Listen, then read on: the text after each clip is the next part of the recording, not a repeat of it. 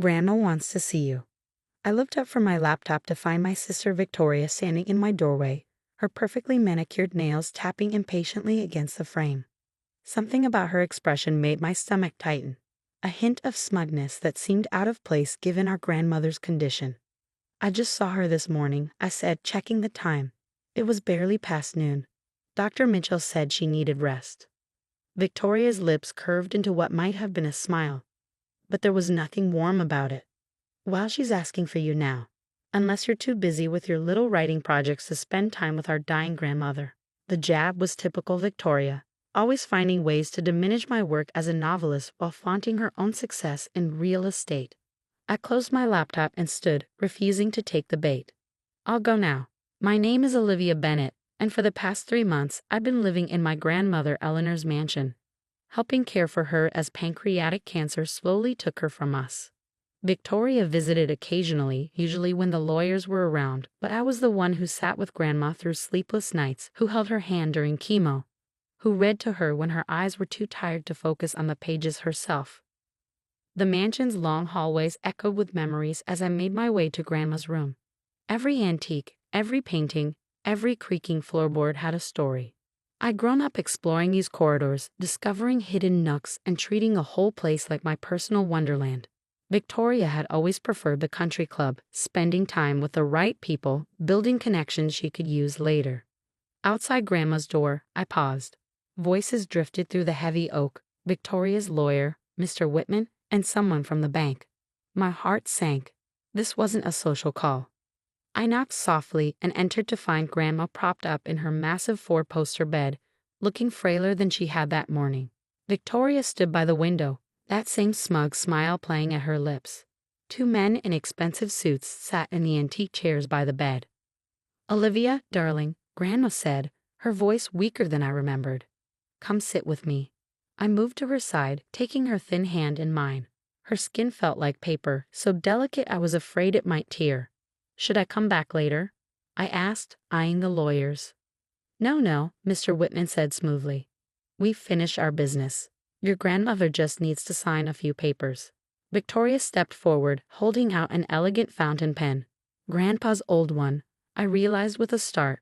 "It's all ready, Grandma, just like we discussed." Something felt wrong. Grandma's hand trembled as she took the pen, and her signature was barely legible as she scratched it across the documents. Mr. Whitman gathered them quickly, tucking them into his briefcase with an efficiency that seemed almost rehearsed. "What was that about?" I asked after they'd left, trying to keep my voice casual. "Just some updates to my will, dear," Grandma said, her eyes already drooping. "Victoria's been so helpful, explaining all the legal terminology." She drifted off to sleep before finishing the sentence. I tucked the blankets around her, my mind racing.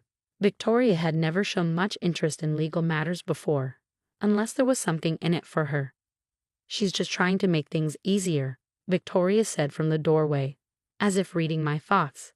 "Unlike some people, I actually understand business matters." I turned to face her. "What did you do, Victoria?" She examined her perfect manicure, unbothered by my tone. "I helped Grandma make some sensible decisions about her estate. Someone had to, while you were busy playing nurse and working on your little stories." "They're not stories," I said, fighting to keep my voice down. "I'm a published author. My last book was nominated for—" Yes, some literary award nobody's heard of." She waved her hand dismissively.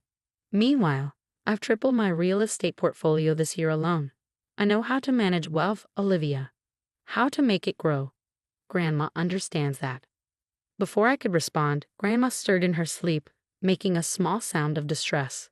I hurried back to her side, adjusting her pillows and checking her pain medication levels. By the time I looked up again, Victoria was gone. That night, unable to sleep, I wandered the mansion's dark halls. The place felt different after sunset, more mysterious, as if the antiques and artwork were trying to tell me something. I found myself in Grandma's library, a vast room lined with leather-bound books and family photographs. A picture on her desk caught my eye, me at my college graduation, standing between Grandma and Grandpa. His proud smile, Grandma's elegant pose, my own face beaming with possibility. Grandpa had passed away 2 years later, leaving Grandma to manage their considerable fortune alone. She'd done more than manage it. Eleanor Bennett was a force of nature, turning my grandfather's successful manufacturing business into a diverse empire of investments and real estate. Victoria liked to brag about her business acumen, but she learned everything she knew from Grandma. Movement in the hallway made me freeze. Victoria's voice drifted through the door, speaking in hushed tones on her phone.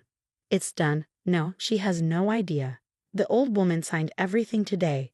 Trust me, by this time next month, it'll all be mine." My blood ran cold. The smugness, the lawyers, the mysterious documents, it all made sense now. Victoria had somehow convinced Grandma to change her will, probably taking advantage of the confusion caused by her medication. I wanted to confront her immediately, to wake Grandma and demand answers, but I knew that in her weakened state, any confrontation could be dangerous for her. I needed to be smart about this to figure out exactly what Victoria had done before making my move. The next morning, I called the one person who might be able to help. Mark Sullivan, my best friend since college and now a junior partner at a law firm across town. "A new will?" he said when I explained my suspicions. "That's tricky, Liv. She was competent when she signed it." "She's on heavy pain medication," I argued. "Victoria must have caught her during a lucid moment, but you know how the drugs affect her judgment." Mark sighed. "Look, I can make some discreet inquiries, but unless we can prove undue influence or lack of capacity, there might not be much we can do." I spent the next few weeks gathering evidence while continuing to care for Grandma. Her decline accelerated, and soon she was sleeping most of the day. Victoria visited more frequently now, always with documents for Grandma to sign, always when she was most heavily medicated. I documented everything: dates, times, medications, who was present. I took photos of the pill bottles, noted Grandma's mental state, recorded conversations when I could, but it felt like trying to hold back the tide with a paper cup. One afternoon, I was helping Grandma sort through some old photographs when she suddenly gripped my hand with surprising strength. "The blue room," she whispered, her eyes intense. "Behind the painting of the lighthouse. Remember?" Before I could ask what she meant, Victoria swept in with another lawyer in tow. "Grandma, Mr. Patterson is here about those property transfers we discussed." I was ushered out of the room, Grandma's cryptic message echoing in my mind. The blue room had been her private study, a place where even Victoria and I weren't allowed to play as children. And the lighthouse painting, I remembered it hanging above an antique writing desk, one of Grandma's favorite pieces. That night, after everyone else had gone to bed, I slipped into the blue room. Moonlight filtered through the tall windows, casting strange shadows on the walls. The lighthouse painting hung exactly where I remembered, its pale beam seeming to wink at me in the darkness. I reached for the frame, my heart pounding. It swung away from the wall easily, revealing a small wall safe behind it. But without the combination, it was useless. I tried a few meaningful dates: Grandma's birthday, the day she married Grandpa, the year the company was founded. Nothing worked. A noise in the hallway sent me scrambling back to my room, the safe's contents remaining a mystery. The next day, Grandma took a turn for the worse. The hospice nurse increased her medication, and she drifted in and out of consciousness. Victoria practically moved into the mansion, bringing an endless parade of lawyers and bankers through Grandma's room. I kept trying to get a moment alone with Grandma to ask about the safe, but Victoria was always there, hovering, controlling access like a jealous guard dog. 2 weeks later, Grandma Eleanor Bennett passed away quietly in her sleep. I was holding her hand when it happened, reading to her from her favorite Jane Austen novel. Victoria was at a business lunch. The funeral was exactly the kind of elaborate affair Victoria loved. Hundreds of guests, expensive flowers, catered reception at the country club. I sat in the front row, numb with grief, while Victoria worked the crowd like a politician at a fundraiser. "Such a tragedy," I overheard her telling someone. "But at least everything's been properly arranged. The estate will be in capable hands." The will reading was scheduled for the following Monday. As I drove to the lawyer's office, I couldn't shake the feeling that I was walking into a trap. Victoria's new Mercedes was already parked outside, gleaming in the morning sun like a well-polished threat. Mr. Whitman's office was all dark wood and leather, the kind of place that reeked of old money and quiet power. Victoria sat in one of the visitor chairs, wearing a black dress that probably cost more than I made in 3 months as a writer. "Shall we begin?" Mr. Whitman asked, adjusting his wire-rimmed glasses. What happened next felt like watching a car crash in slow motion. The new will, signed just weeks before Grandma's death, left everything: the mansion, the business interests, the investments, everything to Victoria. My inheritance had been reduced to a small trust fund that would pay out a modest monthly stipend. "Are you sure this is right?" I asked, my voice sounding distant to my own ears. Grandma always said she wanted to split things equally. "The previous will was revoked," Mr. Whitman said smoothly. "Your grandmother was very clear about her final wishes." Victoria stood, gathering her designer purse. "Well, I should get started. There's so much to manage." She paused by my chair, her smile sharp as a razor. "Don't worry, little sister. I'll let you keep your room in the mansion. For now, though you might want to start looking for a small apartment, something more appropriate to your means." I sat there long after they'd left, staring at the copy of the will in my hands. Everything we'd grown up believing, all of Grandma's promises about preserving the family legacy for both of us, gone with a few strokes of a pen. But as I drove back to the mansion, no longer my home, I realized with a fresh wave of pain. I remembered Grandma's last cryptic message. The blue room. The lighthouse painting. She'd been trying to tell me something. That night, I waited until Victoria retired to the master suite. She'd already moved into Grandma's room before making my way to the blue room. The lighthouse painting watched as I once again tried to crack the safe's combination. Just as I was about to give up, a memory surfaced. Grandma teaching me to play chess when I was 7, telling me that sometimes the best move isn't the most obvious one. On a hunch, I tried the chess notation for her favorite opening move, E4. The safe clicked open. Inside was a single envelope, my name written in Grandma's elegant handwriting. My hands shook as I opened it, and what I found inside would change everything. But I didn't know that yet. All I knew was that the game wasn't over, it was just beginning. My hands trembled as I unfolded the contents of Grandma's envelope. Inside I found a letter, a small brass key, and what looked like a bank statement from the Cayman Islands. "My dearest Olivia," the letter began in Grandma's familiar elegant script. "If you're reading this, then 2 things have happened. I'm no longer with you, and Victoria has shown her true colors. I've watched her manipulate and scheme her way through life, always taking the easy path, never understanding the true value of what we built.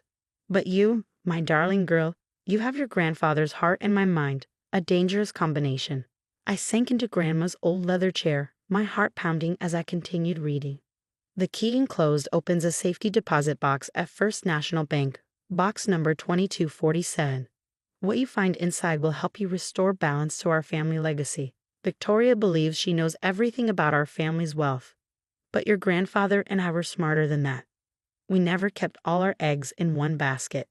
The bank statement showed a balance that made my eyes widen. Over $50 million in an offshore account completely separate from the family's known assets. "But be careful, my dear," the letter continued. "Victoria is more dangerous than you know. The night your grandfather died wasn't the peaceful passing everyone believes it to be. I've spent years gathering evidence, protecting you both while trying to understand the truth. Now that burden passes to you." I nearly dropped the letter. Was Grandma suggesting that Victoria had something to do with Grandpa's death? The implications were staggering. A noise in the hallway made me quickly return everything to the safe except the key, which I slipped into my pocket. Just in time, Victoria appeared in the doorway, wearing silk pajamas that probably cost more than my car. "What are you doing in here?" she demanded, eyes narrowing. "Just remembering," I said, forcing my voice to stay steady. This was always Grandma's favorite room. "Well, it's my house now," she said, walking in and running her hand possessively along the antique desk. "And I'm thinking of renovating. All these old things, they're so dated." I watched her examine the lighthouse painting, my heart racing. Did she know about the safe behind it? But she just wrinkled her nose and moved on. "You should start packing," she added casually. "I'm having the house redecorated next week, and your room needs to be cleared out." The will said I could stay. "The will gives me full control of the property," she cut in, her smile sharp. "And I'm exercising that control. You have until Friday." After she left, I sat in the darkness for a long time, thinking about Grandma's letter. If what she suggested was true, my sister wasn't just greedy. She was dangerous. The next morning, I called Mark.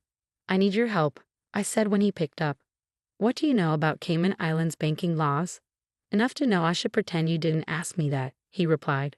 What's going on, Liv? We met at a small cafe far from the mansion, where I showed him copies I'd made of the documents from the safe. His eyes widened as he read. This is significant, he said finally. If these accounts exist, they were never included in the estate inventory. And these allegations about your grandfather's death. Can you help me access the safety deposit box? I asked. I don't want to do it alone. He nodded slowly. First thing tomorrow. But Liv, be careful. If Victoria realizes what you found. She won't, I assured him, though my stomach churned at the thought.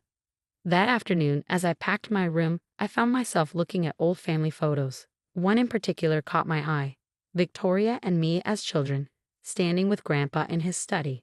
He was showing us his collection of rare coins, something that had fascinated us both as kids. Victoria was holding one, smiling at the camera, while I examined another with a magnifying glass. The memory hit me suddenly, Grandpa teaching us about numismatics, explaining how some coins were worth millions to the right collector. His collection had been extensive, worth a fortune, but after his death. The coins, I whispered, they hadn't been listed in any of the estate inventories. At the time, everyone assumed they'd been sold years ago, but what if? The next morning, Mark met me outside First National Bank just as it opened. The process of accessing the safety deposit box was surprisingly straightforward. Grandma had already added my name to the access list. When the bank officer left us alone in the viewing room, my hands shook as I inserted the key. Inside the box was another envelope, a USB drive, and a small leather-bound notebook. Your grandfather's journal, I breathed, recognizing his handwriting. The envelope contained detailed records of transactions, offshore account numbers, and most importantly, a complete inventory of Grandpa's coin collection, which, according to the documents, had been secretly moved to a private vault in Switzerland just days before his death. Look at this, Mark said, pointing to one of the transaction records. A wire transfer from Victoria's personal account to an unlisted number in the Cayman Islands, dated the day before your grandfather died. But she was just starting out then, I said, frowning. She wouldn't have had this kind of money. Unless she was working with someone else, Mark suggested. Someone who stood to gain from your grandfather's death. The USB drive contained video files, security footage from the mansion's old camera system. With trembling fingers, I plugged it into my laptop. The footage was grainy but clear enough. It showed Victoria in Grandpa's study late at night, arguing with a man I didn't recognize. The timestamp showed it was the night before Grandpa died.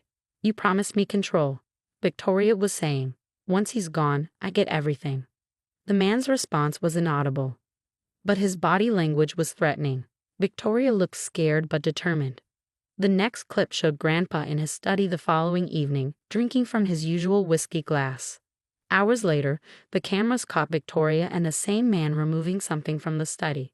Grandpa's briefcase, the one he always kept his most important documents in. This is evidence of conspiracy, Mark whispered.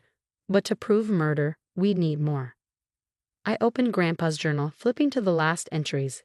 His normally neat handwriting was shaky, urgent. V meeting with M again. Can't trust. Changed my will today. Eleanor knows something's wrong. Coins moved. Safe in Zurich. Account numbers in. The rest was illegible, but it was enough. Grandpa had known something was wrong. He tried to protect the family's assets, working with Grandma to move things offshore before it was too late. We need to move carefully, Mark advised. Victoria has legal control of the estate right now. One wrong move, and she could liquidate everything before we can stop her. Just then, my phone buzzed. A text from Victoria. Moving company arrives tomorrow at 9. Anything left in your room gets thrown out. I looked at Mark, my mind racing. How quickly can you file an injunction? Give me an hour with these documents, he said, already pulling out his phone. And Liv, don't go back to the mansion alone. But I had to go back. There was something else in the blue room safe, something I'd glimpsed but hadn't had time to grab. A small red notebook that could only be Grandma's private diary. I'll be careful, I promised, gathering the documents. Just get that injunction. As I drove back to the mansion, storm clouds gathered overhead. Thunder rumbled in the distance, a warning of things to come. Victoria's Mercedes was in the driveway, along with an unfamiliar black SUV. I let myself in quietly, making my way to the blue room. But as I approached, I heard voices, Victoria and a man, arguing in heated whispers. She knows something, the man was saying. His voice was familiar, the same one from the security footage. The bank called. She accessed the box this morning. Impossible, Victoria snapped. She's nothing but a wannabe writer. She doesn't know anything about. I must have made a noise because they both suddenly fell silent, then footsteps headed toward the door. I turned to run, but I wasn't fast enough. Well, Victoria said from behind me, her voice cold as ice. It seems my little sister has been quite busy today. I spun around to face her and the man. Tall, expensively dressed, with cold eyes that assessed me like I was a bug to be squashed. Missing something? Victoria asked, holding up Grandma's red diary. Maybe this? The man took a step forward, and I realized I was trapped between them and the stairs. We need to talk, little sister, Victoria said, her smile sharp as broken glass. About family secrets and why some of them should stay buried. Lightning flashed outside, illuminating the scene like a macabre photograph. In that instant, I saw something in Victoria's eyes I'd never seen before. Not just greed or anger, but genuine darkness. And I knew that everything was about to change. Thunder cracked overhead as I faced my sister and her mysterious companion in the mansion's dark hallway. Victoria held Grandma's diary like a weapon, her manicured nails digging into its worn red cover. Marcus, why don't you make sure we're not interrupted? Victoria said, her eyes never leaving my face. The man, Marcus, moved to block the stairs, effectively cutting off my escape route. Now then, Victoria continued, stepping closer. Let's discuss what you found in that safety deposit box. My mind raced. Mark would be filing the injunction soon, but legal protection wouldn't help if I didn't make it out of here. I needed to play this carefully. Just some old photos, I said, forcing my voice to stay steady. Memories of better times. Before you started conspiring to kill our grandfather. The words hung in the air like smoke. Victoria's perfectly composed expression cracked for just a moment, surprise, then fear, then something darker flashing across her face. You always did have an overactive imagination, she said, but her voice wavered slightly. All those silly stories you write. Is that what this is? Another one of your fantasies? The security footage isn't a fantasy, I shot back. Neither are the bank records showing your payment to Marcus the night before Grandpa died. Marcus took a step forward, but Victoria held up her hand to stop him. You have no idea what you're talking about, she said. What happened to Grandpa was unfortunate, but natural. Everyone knows that.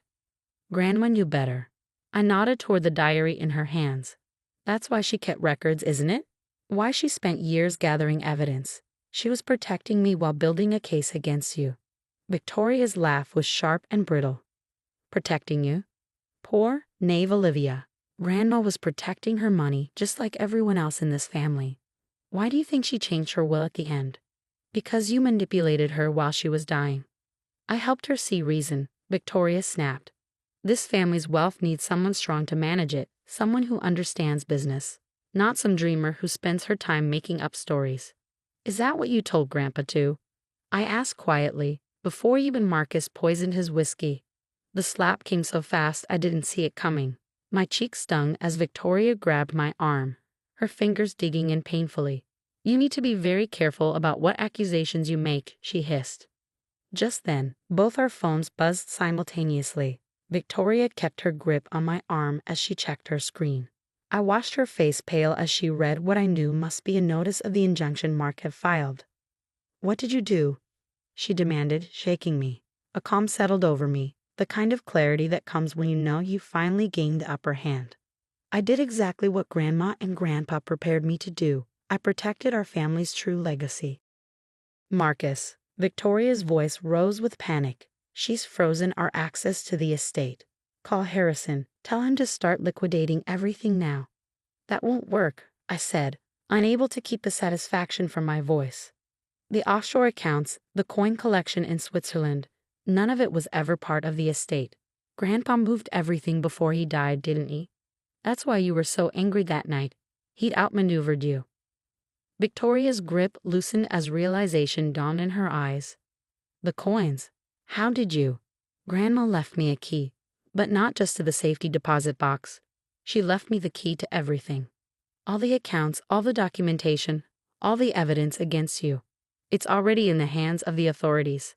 The sound of cars pulling up outside made Victoria's head snap around. Red and blue lights flashed through the windows, illuminating the hallway in an eerie strobe. "Police," a voice called from downstairs. "Victoria Bennett, we have a warrant." Marcus bolted toward the back stairs, but Victoria remained frozen, staring at me with a mixture of hatred and disbelief. "You're bluffing," she whispered. "You couldn't possibly have." I pulled out my phone and played the security footage, not the grainy version from the USB drive, but a crystal clear copy showing Victoria and Marcus in Grandpa's study, discussing payment details and poison dosages. "Grandma upgraded the security system after Grandpa died," I explained. "Installed hidden cameras everywhere. She knew you'd try again eventually." Victoria lunged for my phone, but I was ready this time. I stepped back, letting her momentum carry her past me. She stumbled, Grandma's diary flying from her hands. It hit the floor and split open, spilling photographs and documents across the hardwood. Footsteps thundered up the stairs as police officers swarmed the hallway. Victoria tried to run, but there was nowhere to go.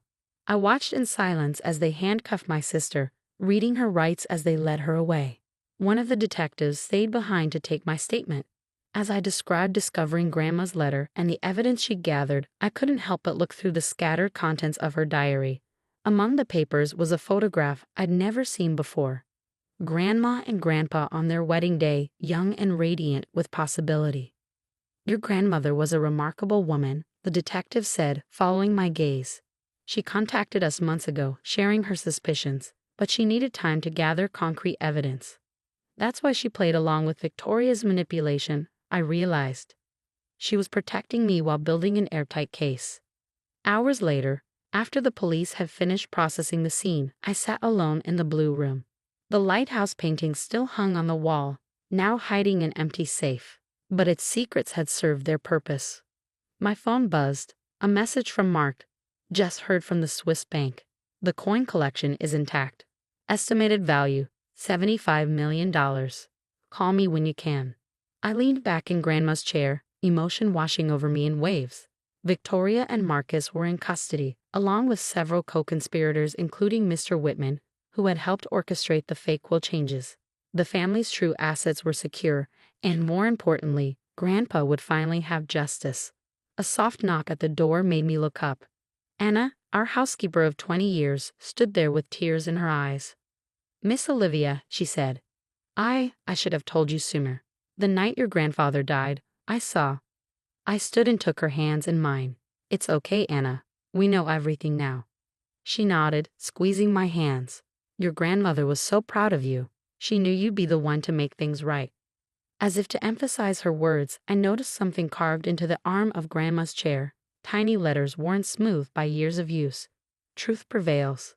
Over the next few weeks, the full story emerged. Victoria had partnered with Marcus, a corrupt investment banker, to gain control of the family fortune. They'd started with Grandpa, thinking his death would leave everything vulnerable. But Grandpa had suspected something was wrong and had taken steps to protect his legacy. Grandma had carried on his work, carefully documenting Victoria's crimes while appearing to be a helpless victim. She'd known my sister would try to take advantage of her illness, and she used that assumption to lay a perfect trap. The investigation uncovered other victims, wealthy families whose fortunes had mysteriously disappeared after dealing with Marcus's investment firm. Victoria had been his inside connection to high society, helping him identify targets while building her own real estate empire on stolen money. I donated most of Grandpa's coin collection to museums, keeping just a few special pieces he'd shown me as a child. The offshore accounts were restructured into a charitable foundation, funding arts education and literacy programs, causes that would have made Grandma smile. The mansion felt different now, lighter somehow.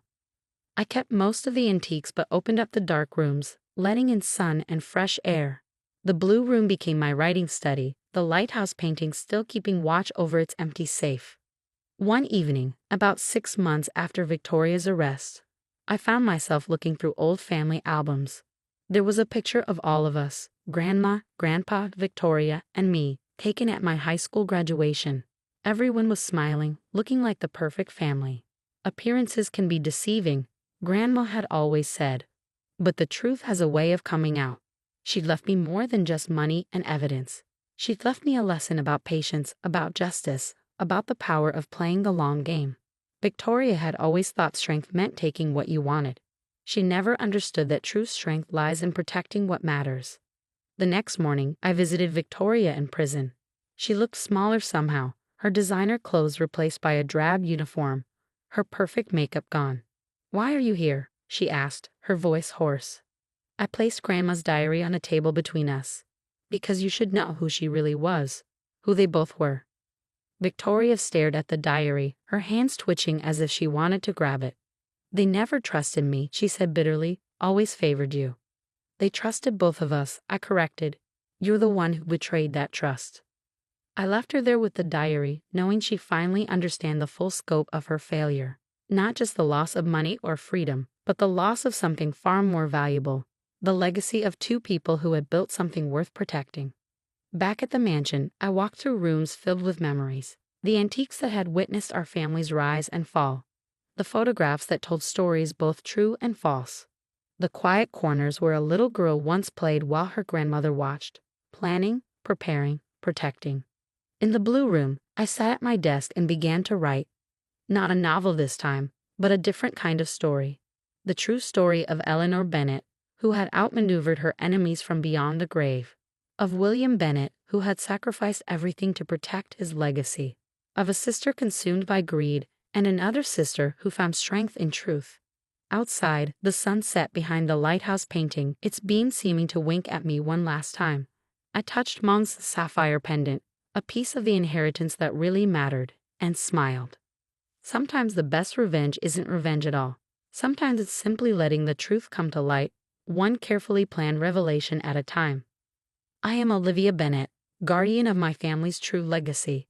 Not the money or the mansion or the rare coins, but the wisdom to know that wealth isn't measured in dollars. It's measured in the choices we make, the truths we protect, and the stories we leave behind. And my story was just beginning.